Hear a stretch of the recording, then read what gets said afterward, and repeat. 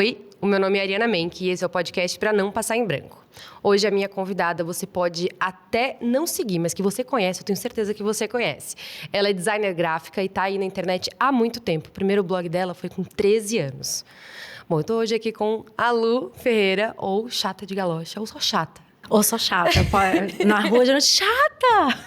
Eu acho isso muito bom. Lu, primeiro, obrigada por ter vindo nesse dia, né, que tá... Ela quase veio de barco hoje, gente. O mundo caindo. Foi um desafio, mas cheguei quase seca. Isso Você já tinha importa. passado pela experiência São Paulo em época de chuva, assim, hard? Eu peguei uma chuva, tipo, uns 2 meses atrás, mas meu marido que estava dirigindo. Mas assim, eu olhei e falei, cara, é hoje, acabou. Sabe, o Waze só tinha flood. Eu falei, caraca, eu nem sabia que tinha esse aviso no Waze, nunca tinha BH visto. isso não chegou. Isso nunca tinha acontecido. Mas eu não estava dirigindo. Mas aqui em São Paulo eu tô destravando muitas coisas, pânicos de dirigir em estrada. Deu logo nos primeiros 2 meses, Barueri. Caraca, como assim? Eu tô Aqui pegando é assim. É isso. Na Novas quarta-feira experiências. eu tava sozinha, saí de uma reunião em Moema, peguei um carro e às 5 da tarde, na hora E foi na região que foi mais afetada, né? Foi a primeira vez que aconteceu comigo. Eu freiei e começou a entrar água pelos pedais. E eu em cima de um viaduto, não tinha o que fazer, eu tinha que chegar em casa. Essa semana o negócio foi feio por aqui. Bom, mas vamos lá, Lu. Bom, primeiro, eu falei, né? Quem não te segue, ou já seguiu, ou já ouviu falar de você. E você começou numa época que rede social ainda não existia. Não. Não era rede social, era blog, né? Era blog, não tinha rede social, não tinha Instagram. Você é a blogueira com blog, é uma espécie rara. Exatamente. Blogueira que pode chamar de blogueira. E você teve várias fases de blog, né? A sua primeira era um diário mesmo, né? Quando você era pequenininha. Era um diário. É fofo, né? Você lembrar que comecei quando eu tinha 13 anos. E foi mesmo. Na época tinha uma plataforma que chamava Live Journal. Eu lembro. Você lembra disso? E aí, antes do Live Journal, eu tive um site, quando não existia plataforma de blog. Então, a minha vontade de estar online vem de antes disso. Que tinha uma outra plataforma que chamava GeoCities. Dessa você lembra? Eu chamava de Geosites na época. Só que agora é óbvio que eu sei. Tinha essa e tinha... Como é que era o outro? Era o Netscape? Netscape era o browser. Que era o navegador. Eu acho que era dessa mesma época que eu usava na minha salinha do IASG antes de entrar na aula de inglês. É tipo essa época. E aí eu queria ter site. Então, nessa época eu comecei a aprender a fazer código. Então, tinha aquele site com GIFs piscantes que saíram de moda, voltaram e agora acho que já é cringe de novo. Mas... Então, primeiro foi GeoCities, sei lá. Depois veio o Live Journal. Mesmo. Eu não sei, mas eu lembro até hoje do endereço, do e-mail. Ai, gente, é muito engraçado. Depois veio o Live Journal, depois veio o WordPress. Não, depois veio o Blogspot, depois veio o WordPress. Sim. E aí veio o sonho do domínio próprio, que era uma coisa inatingível quando você era adolescente, né? Sim. E aí veio o Chata de Galocha. E aí, quando você começou, era muito um diário mesmo para você dividir ali o seu dia a dia. E você não teve a infância mais popular e sociável do mundo, né? Pelo que eu Cara, eu sempre fui muito tímida. Muito, muito tímida. Mas, ao mesmo tempo, eu cheguei a fazer parte do Grêmio, da escola. Então, fazia o jornal da escola. Então, eu ia para a biblioteca ler no recreio. Mas eu tinha ali meus interesses e dava um jeito de... Você é tímida ou introspectiva? Então, eu acho que tem essa discussão atual, assim, que eu tô pensando mais sobre isso. Eu me descobri uma introspectiva não tímida. Mas o que é a diferença da timidez? É tipo o medo de interagir? A introspecção quando uma pessoa introspectiva é uma extrovertida. A introspectiva meio que se recarrega sozinha. Sim. E a extrovertida, ela se recarrega em lugares de socialização. Então, e elas geralmente casam uma com a outra. Eu, por exemplo, sou casada com um extrovertido. É fantástico. Ele se recarrega juntando gente e eu ficando sozinha. Que delícia. Mas eu não sou tímida. E eu gosto de conversar e tal. Mas eu chego uma hora que eu falo, putz... Preciso sair e às vezes é do nada, cai o disjuntor. Fala assim, cara, acabou. Acaba o carisma. Acabou total. Mas eu sou zero tímida, mas sou super introvertida. Mas eu sou introvertida, fato. Mas eu acho que quando eu era mais nova, eu era realmente tímida. Às vezes, eu queria interagir com as pessoas e não conseguia, tinha medo, enfim. Sim. Hoje em dia, depois do blog, isso não existe mais. Porque é engraçado, assim, foram camadas, né? Porque... o Chata de Galocha, quando começou, antes dele, os meus blogs eram diarinhos. Depois que começou o Chata de Galocha, ele era um blog para fazer resenhas de restaurantes. Aham. Então, era totalmente voltado para gastronomia, que eu sempre gostei, sempre amei cozinhar, sempre amei comer bem. Mas foi na época que estavam começando os blogs de beleza. Então, pensa que era uma época que a gente não conseguia comprar Mac no Brasil. Não tinha Mac no Brasil. Sim. Nossa, que velha, né? O telefone era discado. Não, ainda não era bem assim, não, né? Já tinha internet. Mas... então, a gente começou a ter essa comunidade de beleza, de moda. Então, eu frequentava muito o fórum do Tio Beauty, da Marina Smith. Uhum. Que era o lugar para você saber das coisas de beleza na época, assim. A gente ficava lá trocando e de lá a gente ia para os blogs. Aí tinha Garotas Estúpidas, tinha o Didi Botê, tinha o Fashionismo. A Futilist também é dessa época? Modices. Modices, E eu abro o sorriso porque a Carla, eu amo a Carlinha. Mas aí a começa. Tássia Naves, a Camila Coelho, tudo acho que é dessa geração, né? A Tássia, a Camila e o Futilist, eles já vêm assim numa pouquinho segunda. depois. Elas vieram depois dessa primeira leva. Mas assim, logo depois. Porque era uma patotinha muito pequena ali, né? Era um grupinho muito pequeno. E eu acho engraçado, acho legal ver esse pessoal todo que estava ali naquele início, na primeira, segunda leva ali, que para mim tá tudo mais ou menos na mesma época, e ver que algumas seguiram muito na mesma linha, foram se profissionalizando naquilo que elas começaram a fazer. Mas eu acho que você saiu um pouco. Por mais que você continue fazendo, eu acho que você abraçou muito mais da sua existência nesse dividir. E eu acho que você encontrou prazer mesmo enquanto comunicadora, e não mais como uma pessoa que gosta de falar de moda e beleza apenas. Porque hoje eu vejo você como uma comunicadora mesmo, que fala de assuntos, às vezes, delicados, se abre quanto à maternidade, apesar de eu achar que você preserva muito a Bibia. Eu acho que você tem essa disposição, né, de comunicar, de dividir, que eu não vejo nas outras meninas, mas porque elas optaram, cara, esse aqui é o meu nicho, Sim, imaginação. Caminhos, né, diferentes. E são referências até hoje em moda e em estilo, principalmente, né? Eu também me vejo mais como comunicadora do que como blogueira. E eu acho que a minha audiência também. Sim. Tanto que eu acho que teve um momento de transição aí que foi muito confuso, assim, que, sabe assim, você começa a perceber que você mudou, aí você precisa comunicar essa mudança, mas as pessoas não gostam de mudança, e isso é o meu negócio, mas, tipo, como fazer para eu continuar fiel, né, ao que eu quero ser e, ao mesmo tempo, não perder aqui um negócio que foi muito bem sucedido, ainda que não era um negócio quando eu criei, né? Então, eu tive aí um momento de transição, mas eu sempre fui muito fiel às minhas vivências, assim. Sim. Então, cara, com 20... Gente, olha, eu tinha 22 anos quando eu comecei o blog. Com 22 anos... eu quero saber de maquiagem, roupa, é isso mesmo, é isso que eu tenho tempo para ficar ali focada naquilo, né, se não é o meu trabalho.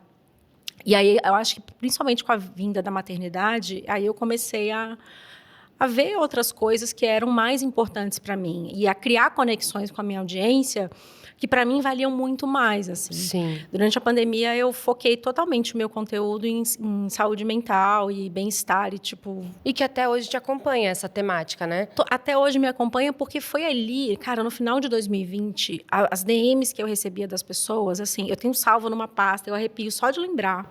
Ela tá arrepiada mesmo, eu tô gente. literalmente arrepiada. Porque... As pessoas falam que influência é a capacidade que você tem de mudar o comportamento das pessoas. Sim. Né? Então, eu sei que, por exemplo, se eu posto um batom, esse batom, já me perguntaram, Lu, que batom lindo, qual que é esse? E eu posto o link, eu vejo quantas pessoas clicaram, eu sei que muitas vão comprar. E assim foi a minha carreira inteira. Mas no final de 2020, as pessoas me mandaram mensagens falando que eu fui essencial para elas estarem bem naquele momento.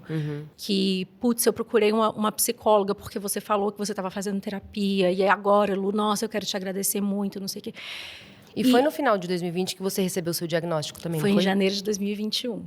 Para mim, esse momento da minha vida, final de 2020, início de 2021, foi tipo um grande Tetris da minha vida. Sabe, assim, eu falei, caraca, tudo foi assim, se encaixando. Então, veio 2020 com a pandemia, essa mudada de foco de conteúdo.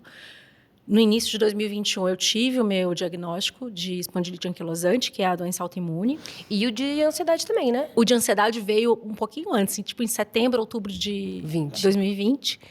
E aí, quando eu conheço uma coisa e, enfim, me afeta, eu vou estudar aquela coisa. Sim. Eu adoro estudar. Então, eu te contei, né? Quando eu cheguei aqui, eu estava escutando um podcast de um médico, não sei o quê. Eu gosto de saber mais, eu gosto de saber como as coisas funcionam, porque eu acho que a informação te dá o poder, né? Assim, de escolher, ir para um caminho ou por outro, ou buscar uma alternativa. Informação liberta, né? Exatamente. E aí, eu falei, cara, se eu preciso ter uma vida, né, totalmente regrada por conta dessa doença, para que isso não se agrave, e eu vi a modificação que eu pude fazer para melhor na vida das pessoas, de uma maneira que é muito mais significativa do que eu fazia antes, é isso que eu quero fazer para sempre. Eu faço isso de graça. Se uma pessoa se sentir melhor porque, nossa, Lu, comecei a fazer aula de spinning porque eu vi você fazendo aula de spinning, vi que você estava muito feliz, e agora eu te entendo, porque eu também estou muito feliz. Para mim já valeu, assim, porque... É mais do que ver o batom na... Não que isso não seja eu legal. Eu adoro batom. Mas, assim, é uma transformação de vida mesmo, né? E assim, você foi a primeira e única pessoa que eu vi até hoje falar sobre a espondilite, que eu nunca tinha ouvido falar nessa doença. Eu também nunca tinha ouvido falar. Uma vez, assim, uns anos atrás, igual eu falei, né? Eu vou atrás de estudar as coisas. Eu tinha me autodiagnosticado com espondilite anquilosante. E aí eu não tive coragem de ir no reumatologista. Eu fiquei enrolando para ir lá para fazer o teste, porque a doença parece muito assustadora. Parece não. É uma doença que pode ser muito assustadora. Ela se confunde com a fibromialgia? Você chegou a cogitar ela? Sim, eu também tenho fibromialgia. Caraca, Lu. Não, é muito gostoso viver aqui dentro desse corpo. Não, mas tudo bem. No início... tinha essa questão, mas a fibromialgia ela é uma dor generalizada e geralmente tecidos moles, né? A espondilite, ela é uma dor caracterizada nas juntas, principalmente na sacroiliaca. E aí tem exames de imagem e tal. E a fibromialgia é só exame clínico, né? Então, assim, se você tem essa fonte de dor e você não consegue detectar nada, aí meio que vai por eliminação, chega na fibromialgia. Mas é comum que pacientes que têm dores crônicas, né, então várias artrites, a espondilite e tal, podem desenvolver fibromialgia porque você vai afetando a sensibilidade da dor do seu cérebro. Sim. Então, começa uma dorzinha, de repente ele fala, vamos doer tudo de uma vez, né? Distribuir. Vem tudo isso, né? Todo dia vem essa dor, então é por isso que eu também tenho fibromialgia, dependendo da crise de espondilite que eu tenho. E até a gente estava falando antes de começar a gravar, é doido porque eu tenho a impressão sobre você que você é uma pessoa muito caprichosa, assim, em tudo que você faz, olhando. Mas quando eu vejo você sendo o resultado de tudo ter muito capricho, eu penso, por trás disso tem uma pessoa que se cobra muito, com certeza. Né? Então, pra gente que consome o seu conteúdo, é tudo muito lindo, maravilhoso, mas assim... Eu imagino que isso tem um preço para você. E aí, quando você, vendo como você opera e sabendo que você tem um transtorno de ansiedade generalizada, tem a espondilite, a fibromialgia, é meio que um ciclo que se retroalimenta e não dá para achar a ponta desse durex, né? O que vem primeiro, onde... E você, quando você fala da espondilite, você fala dos gatilhos, que também são gatilhos muito parecidos com os gatilhos da ansiedade. Sim. E aí a ansiedade ataca a espondilite ataca a ansiedade. É isso. Cara, não tem muito para onde fugir, assim. E uma vida regrada é um caminho para você lidar. Aquelas coisas que todo médico recomenda para todo mundo e que todo mundo meio que sabe, mas fala, isso não, isso dá pra... Então, dormir bem, comer bem, exercício físico, alimentação e controle de estresse. Para mim, esse é o mais difícil. Porque você até deu um exemplo uma vez de como é que controla. Tem coisas que a gente pode controlar. A organização, para mim, ajuda, porque daí eu consigo me antecipar as coisas que eu preciso fazer, não me estresso com pressão e tal. Mas você deu o exemplo de uma vez dentro de um avião. Você não se antecipa a uma turbulência severa. Aí você tem um pico de estresse ali, você fica... Tem coisa que não dá para fugir, né? Se você tem essa tendência a ser ansioso, cara, deu uma turbulência que, né, achei que o avião estava caindo. Vou morrer. É isso, eu fiquei 2 meses depois fazendo acupuntura, tudo para melhorar a dor, porque foi um gatilho que eu não podia controlar. Mas tem coisas que dá para controlar um pouco, e eu acho que o meu início de tratamento com medicação para para ansiedade, ajudou muito a eu entender esses momentos, porque é quase como se eu conseguisse ter um certo distanciamento, né, daquela sensação e notar, tipo, cara, tá vindo. Então, por exemplo, teve uma vez, no ano passado, então eu já estava fazendo tratamento, a gente foi para o Chile, e aí a gente estava no deserto, a gente foi para o Atacama, no último dia, quando a gente ia fazer aquele rolê da volta. Então, vai do deserto para Santiago, Santiago volta para casa. Meu marido perdeu a carteira. Olha o TDAH. Ter um marido com TDAH também, né, cara? Vou te falar, enfim, a ansiosa com TDAH é o casamento complementar mesmo, né? Não tem jeito. Mas aí ele perdeu a carteira. Obviamente, ele não perdeu o passaporte porque eu não permito que ele fique com o passaporte dele, que eu já aprendi essa lição. Então, os 2 passaportes estavam lá, eu falei, tudo bem, amor. Cancela esses cartões, azar, a minha tá aqui. Não vamos ficar fritando com isso. Você tira outra carteira de motorista, não, sabe? Não tinha muito dinheiro mesmo, final de viagem. Vai adiantar o quê também? Perdeu. Mas ele não. Ele fica... Não admite. É porque, sabe, TDAH, ele... Não, eu vou achar. Quantas coisas não perde, né? Cara, eu sei que ele começou a rodar o quarto, aí ele fazia assim com os travesseiros, jogava pro alto e mexia. E eu fui olhando para aquilo, eu falei, não. Falei, parou. Para. Ou você para com isso, ou eu vou estressar. E aí, eu não vou conseguir parar. E aí vai vir uma consequência muito pior, eu acho, do que perder a carteira e cancelar os cartões, sabe? Sim. Então, esquece, vamos embora. Paramos por aqui. Para, porque senão eu vou ter uma crise de ansiedade. E é bem legal que ele entende o quanto que isso é impactante, né, na minha vida, na nossa vida, porque impacta na dele também. Sim. E ele parou, assim. Então, eu consegui ver... Tipo, é como se você visse a onda vindo, sabe? Tipo, vem. Não vou E aí deixar. aprende a interromper aquela... muitas vezes, né? Eu e algumas... Não tem jeito. Não tem muito o que fazer. Mas... E vocês estão juntos há mais de 10 anos, né, Lu? A gente está fazendo 10 anos de casado esse ano. Então, é uma... É isso, quando você fala que você mudou muito e que mudou e isso impactou no seu conteúdo, as pessoas que te consomem também mudaram junto com você, eu acho que isso é natural. Só que ter um parceiro de longa data que trabalha com você, que vive com você, que divide a empresa filha também, né? Porque eu sempre falo que criar um filho é uma empresa, com muitos setores. Também ajuda a ele ter essa sensibilidade, né? De perceber o quanto isso impacta a vida e a rotina sua, dele e tudo mais. E você ter trazido isso para o centro do seu conteúdo, ter optado por não guardar para você, te ajudou também para além de, poxa, me sinto bem em ajudar as pessoas a descobrirem, a se cuidarem e tudo mais. Isso te ajudou também a lidar através porque as pessoas também dividem as experiências delas quando elas vêm, né? Sim. Isso para você também faz bem ouvir as outras pessoas? Eu fiz isso, eu dividi por 2 coisas. Primeiro, porque interfere no meu funcionamento. Então, se eu estou tendo uma crise de dor, às vezes eu não consigo levantar da cama. Então, se eu tive, sei lá, eu tenho um trabalho para entregar para uma empresa tal, eu não vou entregar. Sim. Não vou entregar. Mas eu ia fazer um evento, não vou fazer, não consigo, está doendo muito. Então, assim, atrapalha no meu dia a dia. E aí eu falei, cara, eu vou ficar sumindo da internet, sabe? Ou então vou aparecer meio assim. E quantas vezes... o diagnóstico de espondilite, geralmente ele é muito tardio. Então, há mais de 10 anos eu tinha essas dores e ninguém descobriu o que era. Então, muitas vezes eu tinha ali que disfarçar a dor e aparecer nos lugares. Assim, já fui em inúmeros eventos de trabalho que eu estava mal, mas... Mantendo a linha ali. E aí eu entendi que eu não queria mais fazer aquilo. Porque, cara, não é justo comigo viver desse jeito. E é uma doença.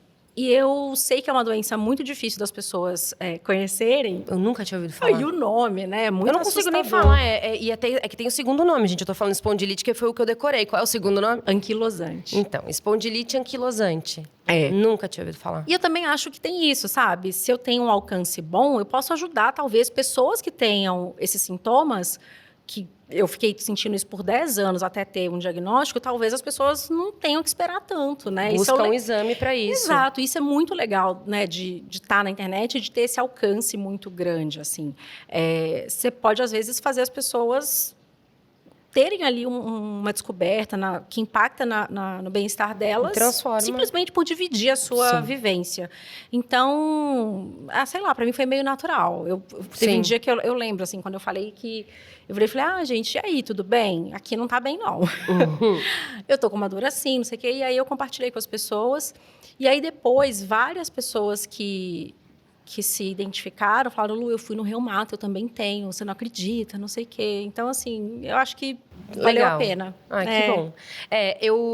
Assim, o seu você lançou um livro em 2017, que ele tinha ali o subtítulo igual o que é hoje o do seu site ainda, né? Que é dividindo coisas para uma vida melhor. Então, que o que eu quero dizer é, você se enxerga que você mudou muito, mas, na verdade, o centro não mudou muito, né? Talvez como viver uma vida melhor tenha mudado, as estratégias e as ferramentas tenham mudado. Mas você sempre foi a pessoa que falou sobre viver uma vida melhor. Mudou um detalhe. No livro era As Coisas Boas da Vida. Agora é uma vida melhor. Porque, para mim, agora não é mais sobre coisas, sabe? Então, teve essa mudança de coisas boas da vida para uma vida melhor. Porque acho que, hoje em dia, é isso que eu quero promover para as pessoas, que eu quero levar para as pessoas que me seguem. Mas sempre foi sobre qualidade. Eu falava que o chata era assim... As pessoas merecem ter o melhor na vida delas e não precisam ter vergonha de ir atrás. Então, eu já falava que eu era chata de galocha e eu ia lá exigir o melhor. Falava de restaurante, falava de estilo, de beleza, de viagem. E sempre com essa desculpa de ser a chata. Agora, é isso mais voltado para a gente, né? Para dentro, para a nossa saúde, para o nosso bem-estar, que é algo que faz mais sentido para mim agora. E o chata de galocha, você... Por muito tempo foi a chata, você não era a Lu mesmo, né? Essa transição de quando você pensou, cara, deixa eu botar o meu nome mais um pouquinho, assim, pra eu parar de ser... Porque uma hora deve ser estranho você ser chamada de chato o tempo inteiro. Ou não, você já descolou do significado da palavra? Já descolei, mas já teve época que eu falava, nossa, tipo, reunião com o cliente, chata. Não, gente, vocês sabem meu nome, né? Poxa vida. Mas depois eu desencanei, assim. Aí a pessoa, às vezes, fica sem graça, tipo, ai, desculpa. Falei, não, a culpa é minha, né? Eu que me dei. Eu que dei. Mas... foi mais ou menos em 2017. Eu fiz uma alteração na identidade visual do blog. E eu criei, pela primeira vez, um logo para Lu. Era só a chata de galocha. E aí, eu criei um logo para Lu. Só que as pessoas não... Relacionavam. Não paravam de... Sabe, o chata é muito forte, a marca é muito forte. Que bom, né? Eu consegui construir uma marca muito forte. Mas eu acho também que, assim, passou essa fase, sabe? Eu acho que o chato é isso, são as coisas boas da vida. A Lu Ferreira quer uma vida melhor. E tanto que, quando eu troquei o meu usuário do Instagram, aí as pessoas... Acho que ficou mais claro, assim, tipo, nossa... Não é mesmo? E aí as pessoas passaram a me chamar mais de Lu. Que coisa, né? Um usuário. Mas tem gente que eu não lembro o nome, mas eu lembro o arroba. Tem umas pessoas, assim, que você faz parte, principalmente, né?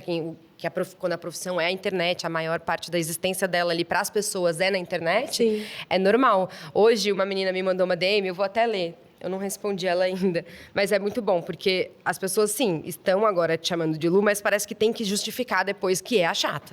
Porque ela Qual mandou assim... Lu, a chata?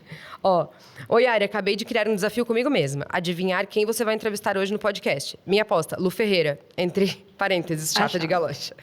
E um coraçãozinho roxo. É a sua marca também, né? O roxo lilás. É a marca do chata. Mas que eu acho que é a interseção. Mas vai mudar. Ó, spoiler. Repare no feed. Fiquem de olho, gente. Fiquem de olho no feed. Vocês estão vendo muito lilás ultimamente? Mas no YouTube continua, mas é porque o YouTube... O YouTube é o único lugar que ainda vamos ser chatas de galocha. Porque eu acho que o YouTube... ele entra mais num rolê de entretenimento, sabe? São vídeos mais engraçados e tal. Lá no YouTube eu não falo tanto sobre saúde, sobre bem-estar. Eu acho que não cabe na rede. E eu me divirto muito fazendo os vídeos para o YouTube também. Então, não é algo que eu tenha nem interesse de mudar. Mexer muito. Mas nas outras redes, aí sim, o Lu Ferreira vai ficar cada vez mais forte. É muito legal isso. E passa... o que eu falei antes. Eu vejo que tem uma preocupação, um cuidado, um capricho muito grande em tudo que você faz. E você tá sempre atenta a isso. Eu noto que você não encontra o lugar e começa a ir no flow e na inércia. Parece que você tá sempre atenta a tudo, nesse estado sempre de atenção mesmo. De, cara, eu vou por aqui, não vou, ainda faz sentido pra mim. Você tá sempre com esse radarzinho ligado? Eu era assim. Eu era extremamente assim. Eu adoro planejar coisas. Sou assim... Na vida. Na vida, e não quero deixar de ser assim, não. Acho demais, adoro, enfim. Funciona, me ajuda na ansiedade, né? Que daí eu planejo, vejo o que eu vou conseguir fazer, o que eu não vou. E eu sou boa nisso. Então, por exemplo, meu marido, TDAH, ele coloca lá tarefas num dia para 5 dias. Eu não, eu sei quais que eu vou conseguir fazer em um dia. Então, planejo direitinho. Mas, por exemplo, essa mudança de nome do usuário é uma coisa que eu estava pensando, foi no meio da pandemia, eu estava pensando. Aí eu mandei um e-mail para o meu contato no Instagram, falando assim, olha, eu estou querendo trocar a arroba e tal, como é que faz? E ela meio que entendeu assim, troca agora. E aí um dia eu entrei no meu próprio Instagram e tinha mudado. Eu falei, mudou. Opa, não sou mais chata. Então, tá bom, sabe? Então é isso que temos. E assim, eu acho que cada vez mais, depois que a gente tem filho, você tem que aprender a recalcular. Navegar. Exato, a recalcular a rota. E aí veio a pandemia, que foi tipo um grande recálculo de rota mundial. Assim, tudo que você ia fazer no ano, de repente, você não vai fazer mais, né? Então, eu acho que esses últimos anos, inclusive com o início do meu tratamento, eu passei a ser um pouco mais flexível, assim, de não ficar... Eu ficava extremamente irritada quando as coisas que eu planejava não aconteciam. Menos controladora, menos perfeccionista também, de às vezes até achar oportunidades nessas mudanças, sabe? Porque existem mesmo, né? Claro, hoje viver é movimento, não tem jeito, né?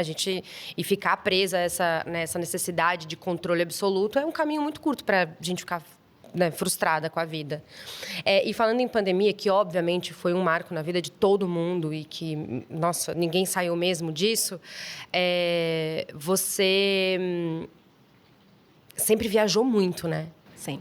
E assim, rodinha no pé. Você viajava grávida, viajava com a Bia pequena, viajou muitas vezes. E na pandemia... Acredito que isso é uma das coisas que te faz feliz e que, né, é muito importante na sua vida. Acabou, não tem mais. Não vai ficar trancado em casa. E com o seu marido, que trabalha com você, e com uma bebê pequena. Quais foram os seus recursos nessa época? Ou não teve, assim? Foi o planejamento.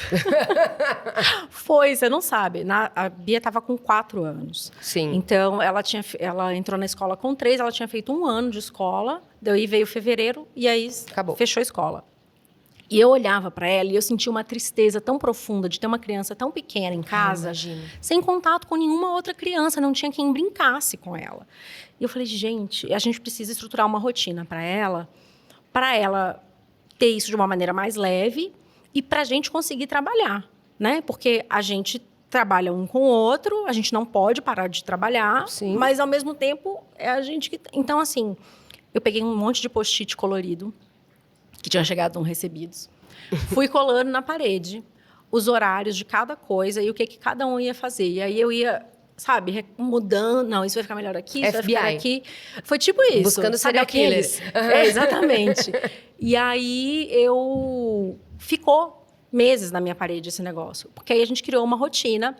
Então, a gente acordava todos os dias no mesmo horário. Aí, tomava café em família. Aí, na parte da manhã, era eu que ficava com a Bia. Então, eu era como se fosse, sei lá, professora de artes. Eu fazia atividade de pintura, colorir, tudo que fosse mais lúdico, escultura. Porque eu falei, cara, ela precisa de ter isso. Ela ia ter isso na escola. Então, vamos ter isso em casa. Eu passei a cozinhar todas as refeições. Então, automaticamente, a gente comia...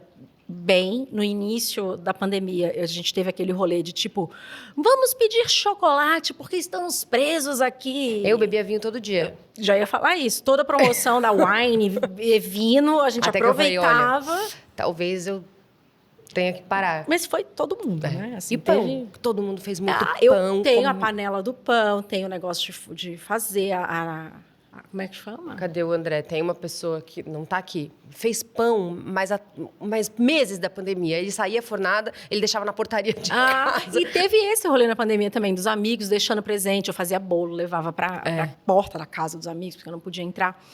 Mas, então foi assim. Aí, à tarde, o Léo ficava com ela e ele descia com ela para a garagem do meu prédio, que eu morava num prédio que não tinha área de lazer nenhuma.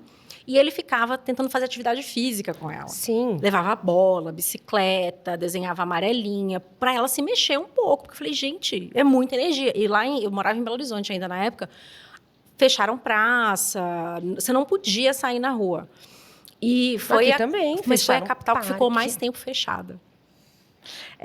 Na época, eles comparavam com outro país, sei lá onde, sei lá, Turquia. Mas, enfim, é isso. Foram as escolas que ficaram mais tempo fechadas e os espaços públicos também.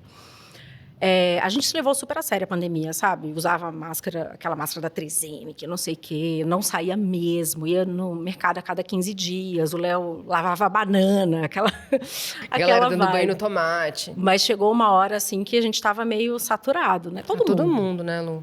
Mas foi isso, a gente fez um planejamento e seguiu, e eu acho que foi isso que fez todo mundo funcionar, porque eu fiz pensando na Bia, Sim. mas acabou que organizou para todo mundo, né? Todo Sim. mundo sabia o que fazer em cada momento do dia e o que precisava ser feito, então eu acho que isso ajudou todo mundo a não pirar. E criança é uma alegria também, né? Tipo, por mais que seja um job gigante ali dentro de casa, entreter aquela criança e dar para ela o que ela precisa para aquele desenvolvimento, é uma dose, assim, de serotonina. Você vê a resposta da criança e aquilo... E é uma energia fresca de coisa nova acontecendo que não tinha na pandemia. Que tudo era reprise na televisão, tudo era velho, tudo era assustador, tudo dava medo. E você vê uma criança exercendo aquela criancice dela na sua frente... Cara, é um antídoto mesmo. Eu falei isso com o Léo, né, com meu marido. Falei, cara, se a gente não tivesse a Bia, esse negócio ia ser 10 vezes pior. Porque é isso. Primeiro que você tem que, se não tá bem, pelo menos finge que tá para atender ali a criança, né? Então, isso já dá uma ajudada. E depois, porque tem os momentos espontâneos, né? As coisas que falam e tal, que assim, cara, e a Bia é muito engraçada. Então, eu falei, nossa, ainda bem que ela tava aqui. Tipo, que pena por ela, que teve que passar por isso. Mas ainda bem pra gente que ela tava, porque realmente eu acho que ajudou a ficar mais leve. O Bento era recém-nascido, né? Na verdade, eu engravidei na pandemia, então eu tive uma gravidez e depois tive o Bento recém-nascido. Nossa. Mas, cara... Mas foi bom? Pra mim, é que... Assim, é claro, a minha única experiência de gravidez é essa. E de puerpério. Mas eu senti que a gravidez e o puerpério pedem reclusão. É uma fase, o puerpério principalmente, mesmo, eu que concordo. pede que você volte para dentro, que você se isole, que você mergulhe naquilo. E eu consegui fazer isso sem a menor ansiedade de que eu estava perdendo coisas. Porque todo mundo estava isolado também, só que eu tinha uma missão ali. Aquilo era o meu universo inteiro. Então, eu achei que a pandemia não impactou no meu puerpério. E talvez tenha impactado de uma forma positiva. Eu não gosto de falar isso, pelo amor de Deus. Porque é óbvio que eu preferia ter tido um puerpério sem pandemia. Mas o que a pandemia pedia era o que o puerpério já tinha me pedido. Sim. Que era reclusão total. Então, foi tudo bem, assim. Não tive um agravamento pela pandemia, eu acho. Porque o puerpério já é, por si só, bem difícil, né? Então... Mas, enfim. E aí, vocês trabalhavam como juntos? Porque ele grava você Você diz na pandemia? Então, primeiro eu avisei todos os clientes assim, gente, então tá, né? A gente tá na pandemia, eu tenho uma filha de 4 anos, ela tá aqui. A gente gravava quando ela dormia. Ela sempre dormiu relativamente cedo, então... Foi igual quando ela era recém-nascida, sabe? Ela ia dormir, aí a gente ia trabalhar. Só que dessa vez eu respeitei um pouco mais os meus limites, porque quando ela era recém-nascida, eu entrei naquelas de assim, não, tive filho, mas eu não sou só mãe, eu também sou profissional. Então, cara, eu ficava gravando até 1, 2 da manhã. Foi horrível, não recomendo. E aí, na pandemia, eu não fazia isso. Então, eu falei, o que der, deu. O que não der, não deu. Porque estamos numa situação inédita de mundo. E ninguém me preparou para isso. Não é o meu vídeo atrasado que vai ser o problema nessa altura do campeonato com uma pandemia mundial, né, galera? Isso, sabe? Tem coisas muito mais importantes do que isso, assim. Então, eu acho que também respeitar o momento, Óbvio, sabe? óbvio. Ajudou bastante. E aí, eu acho engraçado, eu acho gozado que você veio para São Paulo faz um ano, nem isso? Não, foi em julho do ano passado, tem meses. E foi uma movimentação tardia. Sim. Por quê tardia? Não que as pessoas tenham obrigação de vir morar aqui, já tem bastante gente, né, gente? Mas assim, as pessoas geralmente vêm no começo. Ah, não, porque é lá onde as oportunidades estão, é porque lá é onde eu tenho a oportunidade de crescer. Só que você já tinha crescido, você já tem seu nome, você já trabalha com, né, as principais marcas. E essa movimentação para São Paulo veio por quê? Porque não é pelo motivo que a maioria vem. Não, é porque eu amo São Paulo. Eu não gostava de morar em BH. Nossa, não me matem por isso, mineiros.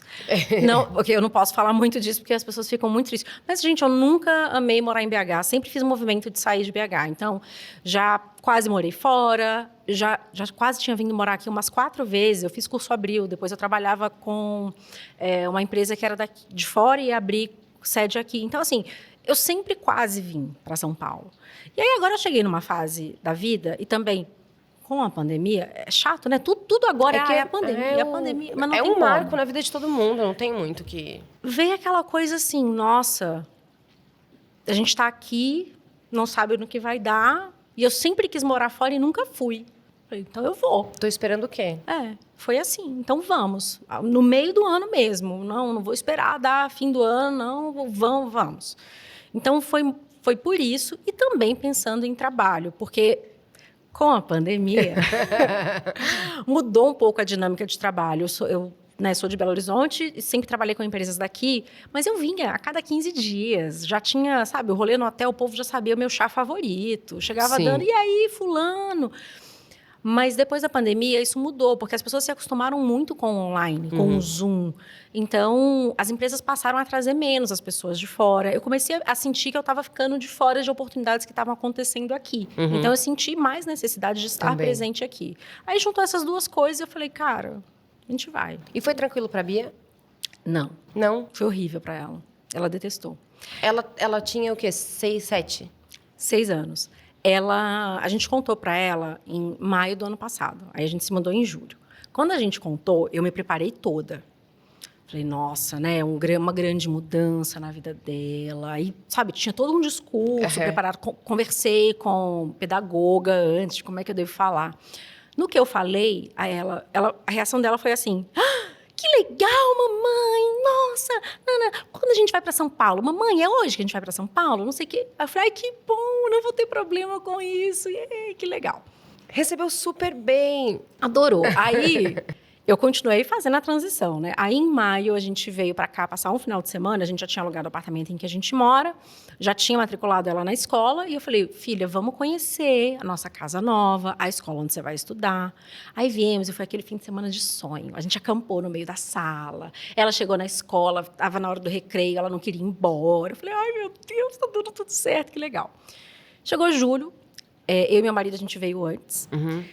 Para organizar a casa, ela estava de férias, e depois meus pais vieram com ela para trazê-la e para passarem um tempo ajudando a gente a organizar e tal.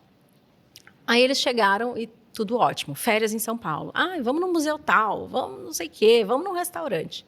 Meus pais foram embora, Beatriz chorava no sofá. Por que a gente teve que mudar para São Paulo? Assim, mas muito triste. Porque eu acho que é aí que ela entendeu, né? Uma criança de 6 anos, ela não entende o que é mudar de cidade, o que isso significa. E aí, cara, ela ficou muito triste. Muito. E ela passou, assim, uns 3 meses com uma personalidade totalmente diferente da que ela tinha. A Bia é muito alegre. Sim. Muito... Estava mais melancólica, ela assim. estava triste, melancólica, começou a ter alguns medos que ela nunca teve. Mas aí ela começou a fazer amizade na escola, começou a fazer amizade no prédio, e aí as coisas foram melhorando. Mas só melhorou mesmo quando ela foi para BH, passou um feriado lá e voltou. Ah, ela entendeu que ela não perdeu aquilo. É isso. Vai saber, né? Se você soubesse que era isso... Era já fácil, tinha né? ido para lá antes, né? Claro. Mas depois disso, ela mudou. E aí, nas férias agora, foi muito maluco, assim, que... ela já estava bem, já tinha amigos, já não sei o quê. Aí ela passou um bom tempo das férias de janeiro na casa dos meus pais. Quando ela voltou pré-adolescente. Ela foi uma criancinha de 6 anos, 7, né? Fez 7 no final do ano. Voltou, assim, adolescente, escolhe looks.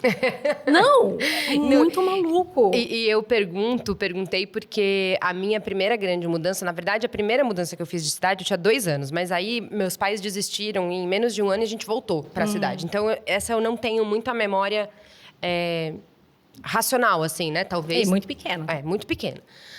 Mas, quando eu tinha no final dos meus 7 anos, a gente saiu de Porto Alegre para ir morar em Fortaleza. E aí, por isso que eu pergunto, porque... E você lembra? Eu lembro muito. Eu lembro do dia que eu fui fazer a prova na escola, para saber em que série eu ia entrar, de onde a minha mãe ficou. Tenho muito clara essa lembrança. Mas foi uma lembrança, foi uma mudança super tranquila para mim, assim. Claro que eu senti muito, principalmente a falta da minha avó materna, que eu tenho até hoje, assim, uma conexão de outras vidas, mas ela já morava no interior, assim, ela não morava em Porto Alegre. Então, eu já não tinha a presença dela. Já não era a mesma cidade, Não né? era a mesma cidade, era próxima, mas não era a mesma cidade. Mas foi uma mudança que foi relativamente tranquila mesmo. Mas aí por isso que eu perguntei, pela curiosidade mesmo, porque eu me identifico com a Bia nessa fase. Não, para ela não foi fácil. Mas eu fico imaginando o que ela vai lembrar, né? Você sabe que mais ou menos nessa época dos 7 anos a gente tem tipo uma amnésia? Sério? Você para pensar, assim, das suas lembranças de infância. Abaixo dos 7, você só lembra de grandes acontecimentos. Então, sim. Por exemplo, eu lembro de quando eu tinha 1 ano, que eu caí na escada, rolei a escada abaixo na casa da minha tia. Agora, só um ponto aqui. Eu e meu marido, a gente estava falando, a primeira memória de todo mundo é horrível. A dele é quando a irmã dele derrubou ele de um balanço. Ai, que dó. Quando ele tinha, sei lá, mais ou menos por aí, 1 ano e meio, 2 anos. Eu nunca tinha reparado que é sempre horrível. Você foi rolando da escada. Sei lá, é uma dor grande, um medo grande. É um trauma, né? É um trauma. E o meu foi um choque num abajur. Caramba! Essa é a minha primeira lembrança. Nossa, eu vou começar a perguntar para as pessoas isso para validar essa teoria. É uma teoria que a gente elaborou esses dias. Faz sentido. Mas diz que, né, no desenvolvimento infantil, a gente aprende muita coisa até os 7 anos. A gente aprende a se sustentar, sentar, engatinhar, andar, falar, É a fase comer. que nosso cérebro mais faz conexões neurais. E aí parece que, assim, enche o HD, aí tem que apagar um pouco para continuar a aprender as coisas. Então, mais ou menos pelos 7 anos, você tem uma amnésia e você não lembra de muitas coisas que aconteceram antes. E eu já vejo isso na Bia. De coisas assim... não, filha, a gente vai fazer tal coisa. Lembra? Você já foi. Aí ela, já? Beatriz... Como assim? Porque a gente não esquece, Vou levar no neuro. Aquela, porque... Não, mas ainda bem que eu já que tinha tem a lido informação. isso. Mas... E ela não lembra. Só que agora, nessa geração, eu acho que é um pouco diferente, porque ainda mais ela, que é filha de youtuber. Tem muita foto, vídeo. Ela tem vlog de todas as viagens importantes. Então, às vezes, eu acho que não é que ela lembra das coisas, é que ela assiste tantos vlogs que ela fala, lembro. Não, ela lembra do vídeo. Eu tenho isso com algumas... de eu achar que eu lembro de algo, mas eu lembro de uma foto do álbum que me remete àquela época. Então, de quando eu era menor, assim, né? Às vezes eu tenho dúvida se eu tenho a lembrança ou se eu sei que aconteceu porque eu tenho registro, sabe? Ou então uma história que é muito contada na família, sabe? Você assim? acaba achando que viveu ela, né? E eu já falei isso, já tive a chance de falar isso pra você, sobre a Bia, porque eu acho que eu tenho um menino, né? Uhum. Eu acho que deve ser um desafio muito grande criar uma menina. É um menino também, porque eu acho que criar homens é chave importantíssima para mudar uma sociedade, né? Só que criar uma menina, eu acho que faz a gente encontrar ainda mais dores nossas, assim, sabe? Eu acredito. E que deve ser um desafio muito grande não passar isso para frente. E tem uma fala sua que, para mim, foi muito legal, que eu sempre lembro, eu já tive a chance de te falar isso, que é que você parou de pintar o seu cabelo. Você foi loira durante trocentos anos e parou quando você olhou pro cabelo da sua filha e viu que era igual ao seu natural.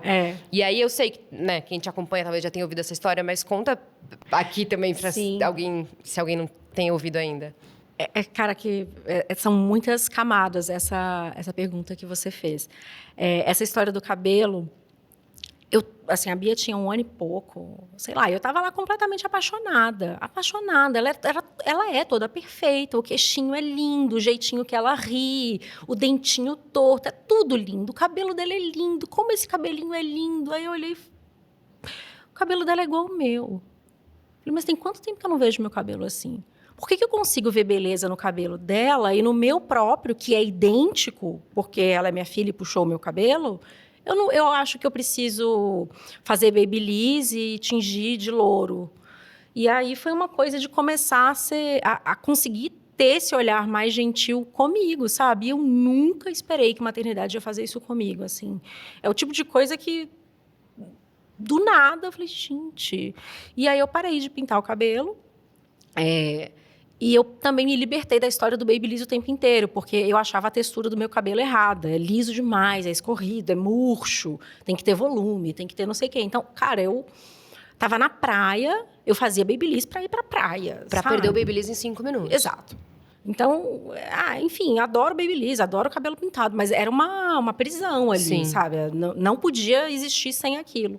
E aí eu decidi voltar pro meu cabelo. E isso é legal que tenha sido uma eureka precoce, no sentido tardia para você, talvez, mas precoce para a Bia, porque eu acho que quando a gente... e eu já falei isso aqui outras vezes, então, mãe, desculpa, mas... quando a gente vê a nossa mãe reclamando de coisas sobre si, a gente olha muito pra gente pensando, será que o meu também é ruim? Será que eu também... será que também é feio? Não, será que ela vai reparar em mim também nessa história, né? Então, e aí assim, pô, se a minha mãe tinha o cabelo igual o meu, sei lá, vê uma foto sua, e ela pinta, será que o meu cabelo também é feio? E isso é uma... Aí você, quando vê, sem querer, através de uma insegurança sua, plantou uma insegurança na sua filha que não fazia o menor sentido de existir. Então, a Bia não vai passar por isso. Espero que não. Ela vai ver fotos, talvez, de um período que você foi loira.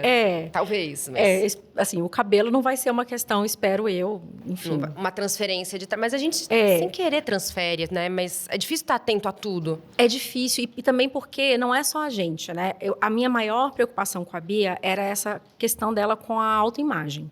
Porque a minha autoimagem sempre foi péssima. Eu sofri muito bullying quando eu estava na escola, porque eu era um pouquinho gordinha. Então, isso naquela época, que não tinha ninguém falava, que nem chamava bullying, chamava coisa de criança, é assim mesmo.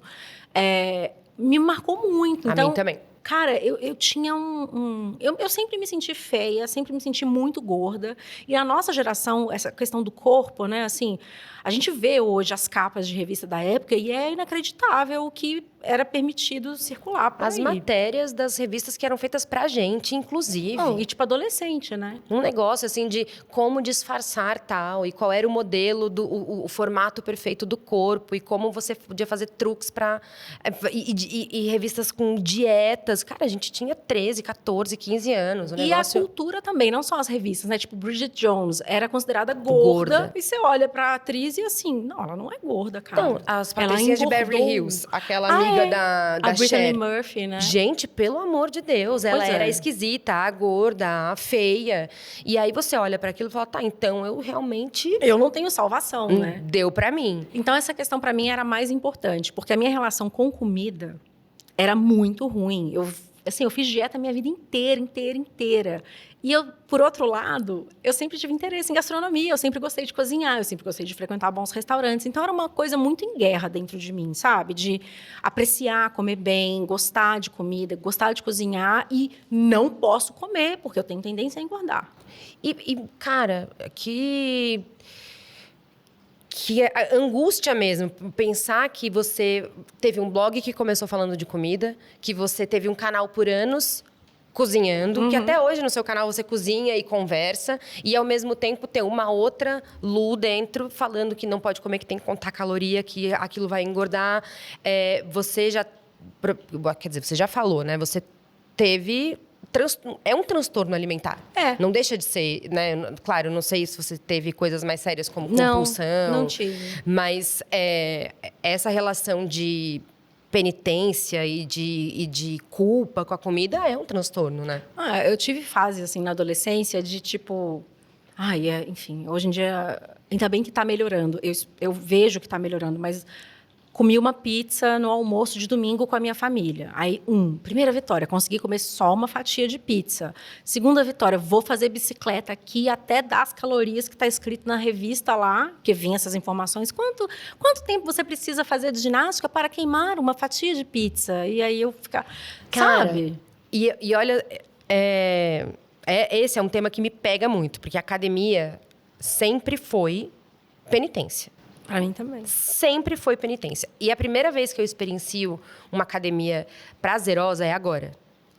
E é um exercício que ele vem porque eu amo, porque eu me amo e eu quero ficar bem, porque eu gosto de mim, porque eu sei que aquilo vai fazer bem pra minha cabeça, porque eu sei que quando eu sair da academia eu vou estar com um humor melhor. Não é porque eu comi uma pizza ontem, sabe? Eu não penso em comida na academia e é inédito não pensar em comida na academia. Eu sempre fui pra academia pensando ou no que eu comi ou no que eu ia comer. Sempre.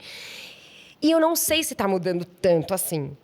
Sério? Eu não sei, Lu, porque, por exemplo, o Fábio Porchat, um exemplo nada a ver, mas... Quer dizer, nada a ver não, tudo a ver. Porque ele zoa muito com o tanto que ele odeia fazer academia. Ele faz muitas dessas zoeiras no Instagram dele. E aí ele tem um vídeo, foi recente até, um vídeo bobo e que as pessoas acharam engraçado, mas que pra mim foi um gatilho. Porque ele falou, cara, não acredito que X tempo na esteira... só gasta isso de caloria. É um sonho de valsa. 1 hora na esteira e eu gastei um sonho de valsa. E aí eu vi um comentário de um cara que eu achei até que estava fixado, ou sei lá, tinha muitos likes, que Fábio, já pensou em não comer o sonho de valsa? E aí eu achei aquilo, me ativou tantos lugares diferentes, um vídeo que era engraçado, e as pessoas se identificando com aquilo. Então, porque a cultura vigente é essa, né? Assim, queimar a caloria. O exercício, em geral, ele serve para isso. Para você. Tanto que nos aparelhos da academia tá o contador de caloria. Tem o contador de calorias. Para mim, foi um pouco diferente a relação com o exercício ter mudado, e mudou muito durante a pandemia. E logo, lembra do Tetris que eu falei? Uhum. Uma das coisas que tinha lá no nosso dia a dia da família, tinha um momento em que a gente tinha acabado de ganhar um PlayStation e tinha aquele jogo Just Dance. Sim. E quando eu era criança, eu fazia balé, eu sempre gostei de dançar. E eu falei, uma oportunidade da Bia se movimentar. Então, a gente vai jogar Just Dance com ela, para ela, né, se mexer. Ela precisa se mexer. Suar. Exato. Então, a gente começou a fazer por ela. Aí, teve um dia que a gente se empolgou. E eu fiquei, 1h30 no Just Dance com ela. Depois, eu tava vermelha, suada e muito feliz. Eu falei, cara, endorfina existe, é real. Eu acho que eu nunca tinha sentido o bem-estar depois de exercício. Sim. E aí, eu comecei a continuar a fazer aquilo. Depois, eu aluguei uma bicicleta. Comecei a fazer spinning. Eu aluguei bicicleta na pandemia. Você também alugou? Eu tava. Muita gente fez isso, né? Uhum. E aí, eu comecei a fazer spinning num aplicativo. E aí... comecei a amar aquilo. E aí, aquilo assim, para mim virou automático. Assim, sabe? Não tem como não fazer. Quando veio o meu diagnóstico, a espondilite anquilosante é uma doença que pode te levar a perda de mobilidade. As pessoas, né, nas últimas consequências da doença, vão para a cadeira de roda. A coluna delas, anquilosante quer dizer... a coluna que vai se solidificando. As vértebras, elas vão se juntando e a pessoa não consegue mais se mover, ela não tem mobilidade. Perde a rotação mesmo. Cara, então eu entendi que, para mim, o meu corpo se movimentar, eu poder ir para a academia e fazer, isso para mim é um grande privilégio, porque eu tenho uma doença que pode fazer com que eu não possa mais fazer isso. Então, eu falei assim, nossa, cara, é muito... Sabe, aí virou Muda outra a coisa. ótica, né? Não, aí virou outra coisa. Aí parece bobo, né? Parece... Não é que parece bobo. É bobo, mas é sério ao mesmo tempo, porque a gente foi condicionado a isso, né?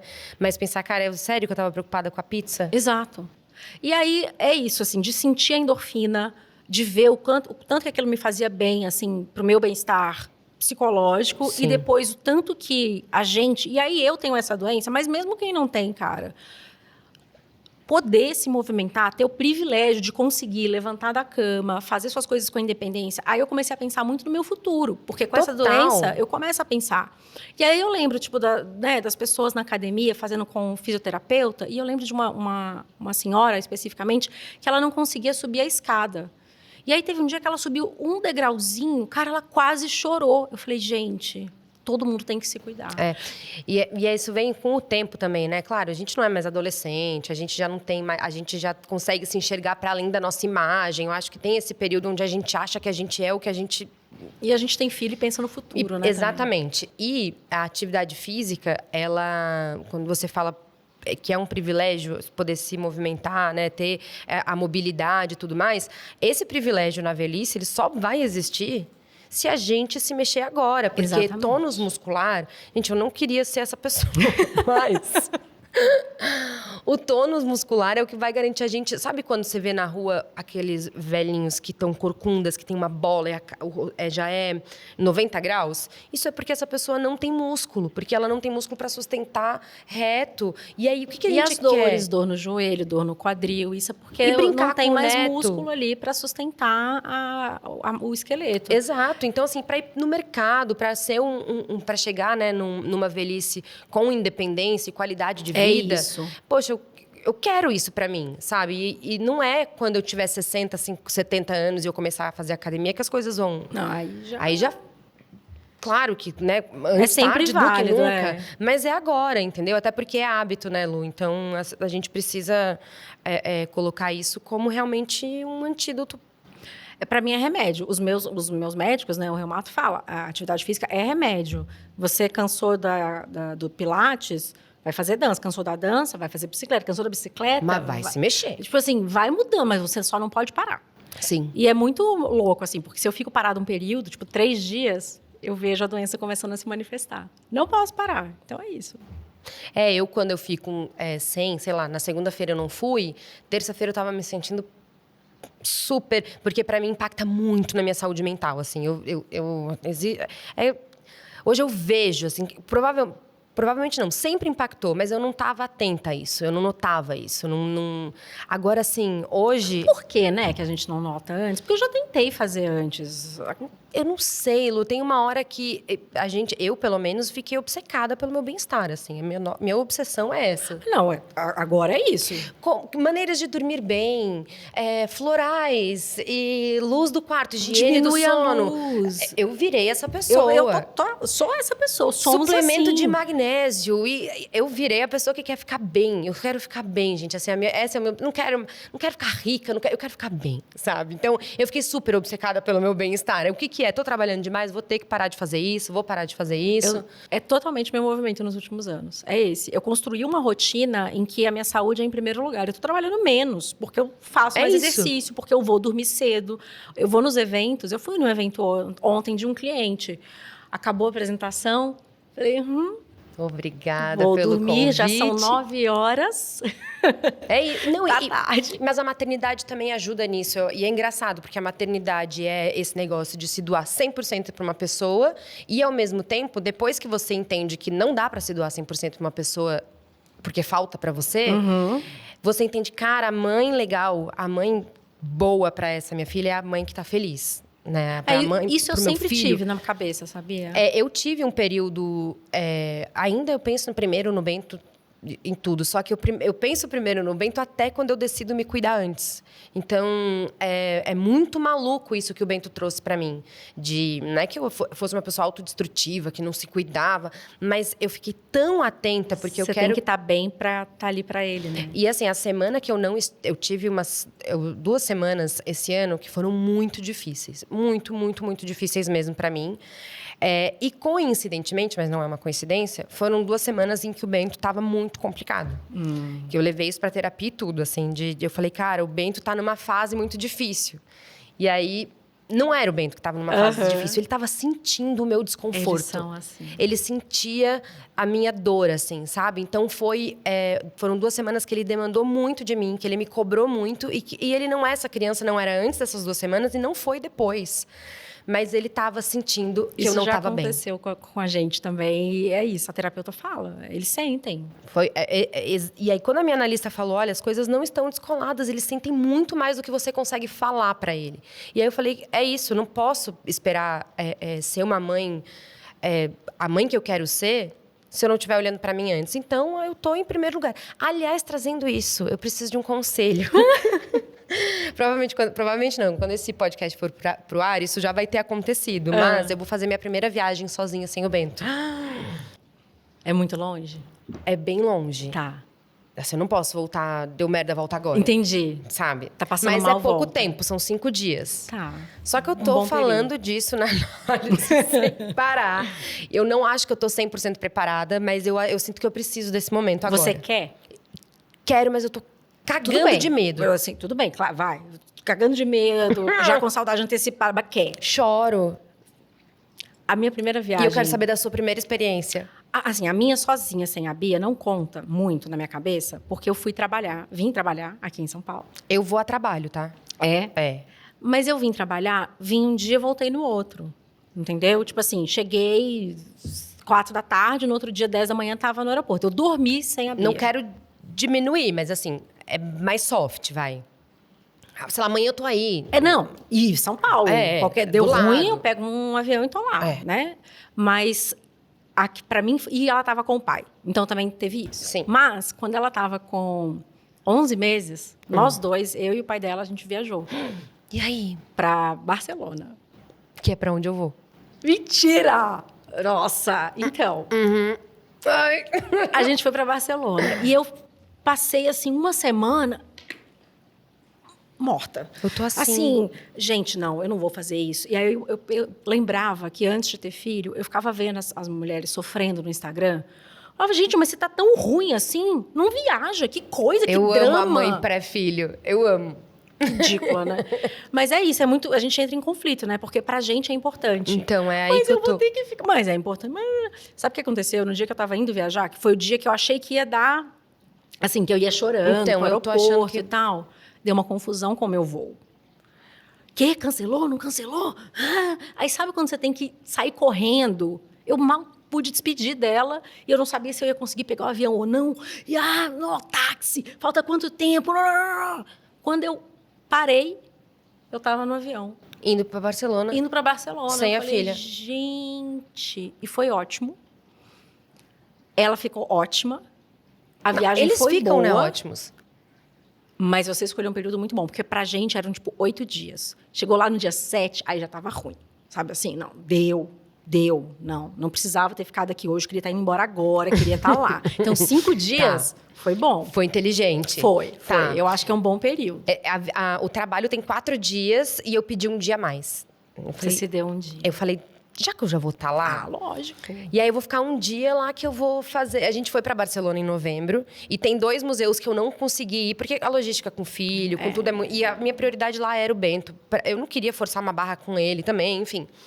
Eu falei, vou nesses 2 museus, vou comer um brunch sei lá onde, eu vou tirar um dia pra mim, que eu não tiro um dia pra mim há sei lá quanto tempo. E aí...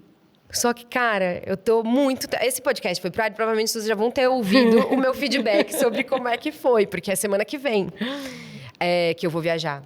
Mas eu tô nessa, e assim, ele já desmamou, então... Eu desmamei o Bento com 1 ano e 10 meses. E eu tinha tido a oportunidade dessa mesma viagem quando ele tinha 1 ano. E 2 meses. Você não foi pro ponto da amamentação. E aí eu não fui. Não, eu tava 0 preparada. Eu sabia. Hoje eu não me sinto 100% preparada, mas naquela época eu nem queria. Assim, hoje eu quero ver. Mas não me sinto preparada. E eu falei com a Carol Pinheiro também sobre, né, já isso. E ela falou que chorou o voo inteiro. Sério? Chegando lá, ela falou, nossa, tá tudo bem. Vai ficar tudo bem. Ela conseguiu curtir, mas também voltou querendo engolir a criança, né? Volta, parece que... Sabe o que era meu medo quando eu voltei? Que ela rejeitasse a gente. Como foi o reencontro? Porque ela ainda era muito pequenininha, ela tinha menos de 1 ano. E eu já tinha lido histórias de que a criança, tipo assim, ficava brava. Ah, é? Porque foi abandonada. Me largou aqui, então não vou te dar beijinho, mamãe. Então vai lá. Gente, aí, óbvio que tem o vlog, né? Aí eu abro a porta assim, olho pra ela, tipo assim, eu vou respeitar qualquer manifestação, tá tudo bem, se você não quiser ver a mamãe está preparada. Oi, filha. Mamãe! Aí dá um abraço. Meu Deus, Deus, ela ainda me ama, desculpa. Ai, gente, é muito louco. Que maluquice. E você depois viajou mais sem ela? Milhões de vezes. É? E aí... E é tranquilo agora? É tranquilo, até porque a Bia... Pode ser uma combinação de fatores, mas ela é uma criança muito independente, ela é muito safa, sabe assim? Então, tipo, a gente tá no restaurante, tá conversando, de repente ela levanta a mãozinha. Você pode me trazer um suco de laranja, por favor? Aí o garçom olha pra mim, pode. Só pra eu checar aqui. Pode, tal. Sabe assim, ela se vira. Mamãe, eu quero isso, eu quero aquilo. Aí busca informação, não sei o quê. Então, assim, ela Isso dá uma tranquilidade. Eu gosto muito que ela seja assim, porque eu sei, por exemplo, ainda mais agora, com 7 anos, né, já é uma criança mais velha, eu sei que se ela precisar de uma coisa, primeiro, ela consegue manifestar, e ela sabe aonde ir para conseguir essas coisas. Mas desde pequena eu sempre viajei muito a trabalho. Eu vinha muito para São Paulo. Eu estava aqui Sim. o tempo inteiro. A minha primeira viagem sozinha sem ela foi para São Paulo. Ela tinha 3 meses. Sim. Então, eu ainda amamentava, o peito ficou cheio Explodindo. de noite, assim. Eu lembro que foi estranho. Aí, depois, ela veio comigo para São Paulo, porque eu tinha que trabalhar aqui também. Então, a primeira viagem de avião dela também. Então, assim, eu sempre fiquei muito fora de casa. Eu sempre trabalhei muito fora de casa. Então, não sei se isso também contribuiu ou se é da personalidade dela. Mas fato é que ela fica, ó, de Super bem. boíssima. Ih, fica na casa do meu pai, não tá nem aí. Esquece da gente. A gente liga, ela fala, mamãe, posso ir? Então, tá bom, beijo. Tá bom, tá Não, e ótimo. o Bento vai ficar com o Bruno, né? Vai ficar com o pai dele. Então, na casa, né? Ele vai ficar na casa dele, no quarto dele, vai com o mudar pai a rotina. dele. Não vai mudar, assim. Eu sei que vai ser mais difícil pra mim do que pra ele, mas enfim. Tá bom, te Quero conto ver depois. isso daí. Sabe o que eu tava... Semana que vem saberemos. A gente tava falando daquela história, né, de ser mãe de menina. Teve agora o Dia das Mulheres, né? Dia Internacional das Mulheres. E aí, eu detesto essa data. Detesto. É porque a gente ouve muito de bosta e ela é uma data esquisitérrima, né? Porque é uma data chata. Não tem Dia do Homem, né? Enfim, eu acho machista a existência. A história da data também, né? Das... Um dia de luta mesmo, não é uma coisa de, ai, parabéns, exatamente. feliz, tá um dia de maquiagem. Eu tive uma vez numa empresa, eu ganhei uma maquiagem. De Dia das Mulheres. Saí de lá maquiada. Rosas. Saí lá maquiada. Eu falei, nossa, tá bom, obrigada. A Bia, eu fui pegar a Bia na escola no dia 8 e ela entrou no carro e tá. Mamãe, hoje é um dia muito especial, você sabia? Eu pensei. Que dia, filha? É o Dia da Mulher. Como que a gente vai comemorar? Aí, mamãe. Porque quando a gente faz as coisas só nós duas, eu falo, filha, é um dia das garotas. Vamos só nós duas, vai ter um dia das garotas, não sei o quê. Então, virou essa história, né? Quando tá só nós duas, é das garotas. Então, ela queria comemorar o Dia da Mulher. Falei, filha, mamãe não gosta dessa data. Mas, mamãe, por quê? E aí, eu meio que tive que explicar o que é feminismo para minha filha de 7 anos e por que essa data é tão problemática. E aí, quando eu contei, ela... Isso não é justo, mamãe. Por que é assim?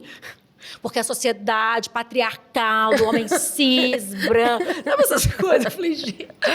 Ai, muito antes do que a gente teve acesso a esse tipo de informação e de conteúdo. Fui ouvir de feminismo, eu já tava fora da escola. E toda a história assim, esse dia, para mim, foi meio engraçado e meio assim... É isso, né? Eu preciso ensinar essas coisas para ela, porque é a realidade. Ela é menina, vai virar uma mulher e vai viver isso. Ela vai saber o que é isso, né? Vivenciando.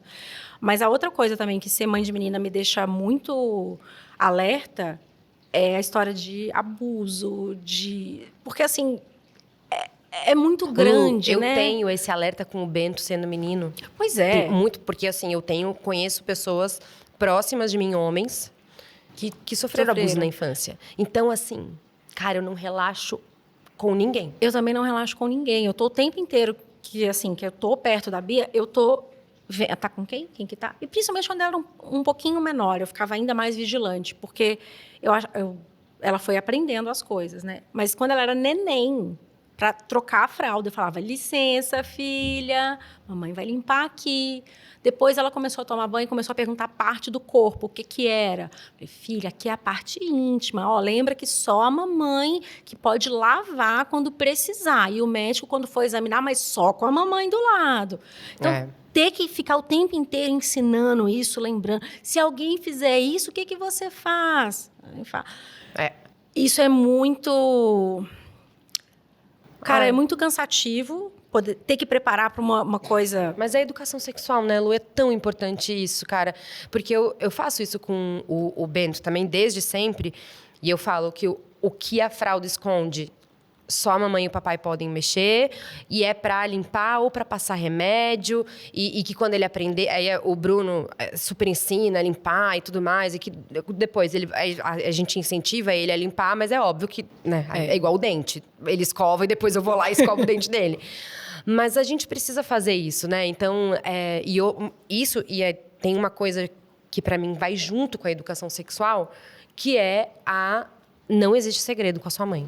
Isso desde neném, eu falo com ela. E eu brigo com família, tá? Eu também já briguei com família. Não tem segredo, não fecha a porta. Segredinho, não vai contar pra sua mãe. Vai contar pra sua mãe. Porque nessa de pessoas... Porque a gente sabe que o maior caso de abuso são com pessoas de confiança da criança. E aí a criança ouve o vô, o tio, o amigo do pai, fala assim, olha, o nosso segredinho não conta pra ninguém. Cara, desde que o Bento não entende uma A em português, eu falo que não tem segredinho da mamãe e do papai. Não existe isso. E se você pedir segredo pro meu filho, você vai brigar comigo. Sabe o que acontece agora nessa fase que ela tá, que pra mim é um conflito? Ela tá com 7 anos. Aí começou aquele rolê assim, mãe, posso ir na casa da fulana? Ai, vai chegar esse momento. Cara, até o ano passado eu falava, não pode. E ficava falando em casa, eu vou ser aquela mãe chata sim, ela vai reclamar de mim na terapia, fala, minha mãe não deixava, mas chega uma hora, cara, que não dá, ela, sabe, faz parte do desenvolvimento social dela, eu dormia na casa de amigas, eu ia brincar na casa de amigas. Pra mim vai ser difícil, porque eu não tenho isso, eu não gostava de dormir na casa de ninguém.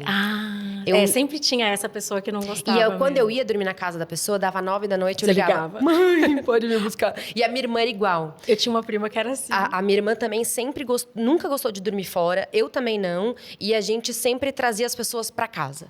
Então, as minhas amigas iam lá em casa, a gente via o show lá em casa, via o filme lá em casa. Claro que uma vez ou outra, mas eu tenho, assim, pouquíssimas lembranças na casa de amiga. Dormir na casa de amiga, não lembro. Lembro de amigas dormindo lá em casa. Então, pra mim, vai ser mais difícil ainda, porque eu não... Você não teve essa tive, vivência. não precisa, por que você quer?